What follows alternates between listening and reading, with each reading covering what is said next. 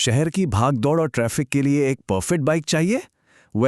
Neo retro मोटरसाइकिलों का craze आजकल जोरों पर है और इस रेस में दो सबसे बड़े खिलाड़ी हैं, एकदम नई 2025 रॉयल एनफील्ड हंटर 350 और टीवीएस रोनिन।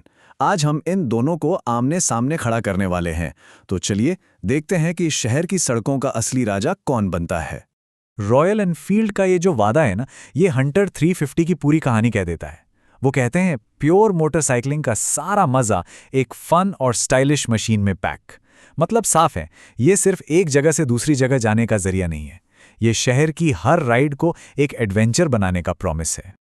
और ये रहे हमारे आज के दो शानदार दावेदार।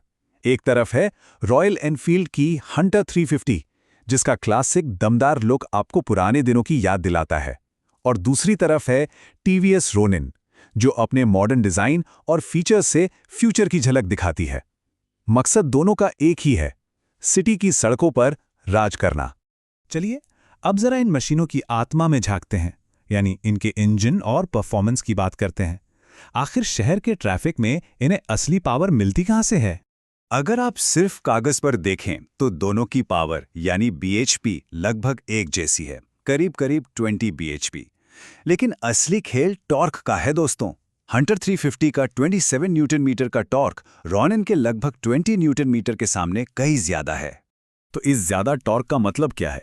शहर में जहां हर सिग्नल पर रुकना और फिर चलना पड़ता है, ये 27 एनएम का टॉर्क हंटर को किसी रॉकेट की तरह आगे बढ़ाता है। मतलब ट्रैफिक लाइट ग्रीन होते ही आप सबसे आगे होंगे और कम गियर में भी बाइक बिना किसी झटके के आराम से उड़ जाएगी। और 2025 मॉडल में हंटर 350 को एक जबरदस्त अपग्रेड मिला है, स्लिप और असिस्ट क्लच। सुनने में थोड़ा टेक्निकल लगता है ना? पर इसका मतलब बहुत सिंपल है। इससे क्लच मक्खन जैसा लाइट हो जाता है और अचानक गियर बदलने पर पिछला पहिया स्किड नहीं करता। सिटी में रोज चलाने वालों के लिए ये किसी वरदान से कम नहीं है। इंजन तो ठीक है, पर बाइक सड़क पर चलती कैसी है, उसकी हैंडलिंग कैसी है, ये सब उसके फ्रेम और डिजाइन पर डिपेंड करता है। चलिए देखते हैं कि इन बाइक्स को शहर की तंग गलियों के लिए कैसे तैयार किया गया है। रॉयल एनफील्ड का ये स्लोगन, एक नए भूगोल के लिए एक नई ज्यामिति, बिल्कुल पॉइंट पर है। यहाँ नया भूगोल का मतलब है शहर की सड़कें, अचानक आने वाले मोड़, गड्ढे और जाहिर है ट्रैफिक। मतलब हंटर को इन्हीं सब चीज़ों के लिए नए सिरे से डिज़ाइन किया गया है। हंटर के इस स्फूर्ति का राज इसके डिज़ाइन में ही है। इसका मजबूत डाउन ट्यूब स्पाइन फ्रेम, छोटा व्हील बेस यानी दोनों पहियों के बीच की कम दूरी और बदला हुआ रैक एंगल, ये सब मिलकर इसे इतना निम्बल बनाते हैं कि आप ट्रैफिक के बीच से आसानी से निकल सकते हैं। तो इन सब टेक्निकल बातों का सार क्या है?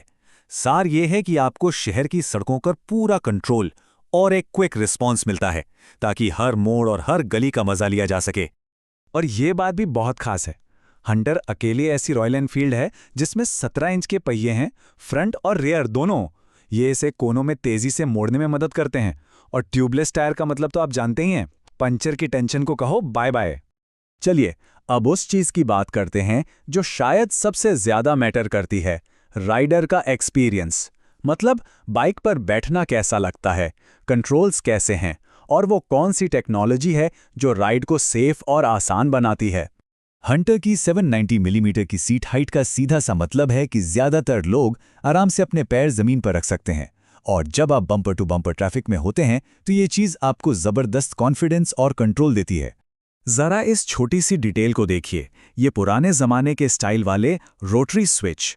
ये सिर्फ देखने में ही अच्छे नहीं हैं, बल्कि इन्हें घुमाने का जो क्लिक वाला फील है वो बहुत संतोषजनक है। ये बाइक के क्लासिक कैरेक्टर को और भी बढ़ा देता है। लेकिन सड़क के झटकों का क्या? यहां आकर दोनों बाइक्स के रास्ते थोड़े अलग हो जाते हैं। सस्पेंशन के मामले में हंटर में क्लासिक ट्विन शॉक एब्जॉर्बर्स हैं, जबकि रोनिन में मॉडर्न यूएसडी फोक्स और एक मोनोशॉक सेटअप है। कह सकते हैं कि रोनिन का सेटअप थोड़ा एडवांस्ड है, जो शायद गड्ढों पर बेहतर रिस्पॉन्ड करे। और जब बात आती है फीचर्स की, तो रोनिन किसी स्मार्टफोन की तरह है। ब्लूटूथ, नेविगेशन, कॉल अलर्ट, सब कुछ है। वहीं 2025 हंटर ने भी नई एलईडी हेडलैम्प और यूएसबी पोर्ट जैसी जरूरी चीजें शामिल की हैं। और अगर नेविगेशन चाहिए तो ट्रिपर नेविगेशन का ऑप्शन भी मौजूद है। तो इंजन, हैंडलिंग, फीचर्स सब देख लिया। अब सवाल ये उठता है कि असली बाजी कौन मारता है? चलिए आखिरी फैसले पर आते हैं। ये टेबल देखिए, पूरी कहानी साफ कर देती है। हंटर 350 का पूरा फोकस है पावरफुल टॉर्क, क्लासिक फील और नए स्लिप असिस्ट क्लच पर। दूसरी तरफ टीवीएस रॉनिन आपको देती है मॉडर्न टेक्नोलॉजी, बेहतर सस्पेंशन और ढेर सारे डिजिटल फीचर्स। और हाँ, कीमत में भी थोड़ा सा फर्क है। तो आखिर में चुनाव इस बात पर आ टिकता है कि आपकी प्राथमिकता क्या है। क्या एक क्लासिक दमदार टॉर्क वाला मजा चाहिए, या फिर मॉडर्न टेक्नोलॉजी से लैस एक स्मूथ और feature packed ride? Classic torque या मॉडर्न टेक, शहर के लिए आपकी परफेक्ट राइड कौन सी है, फैसला आपको करना है।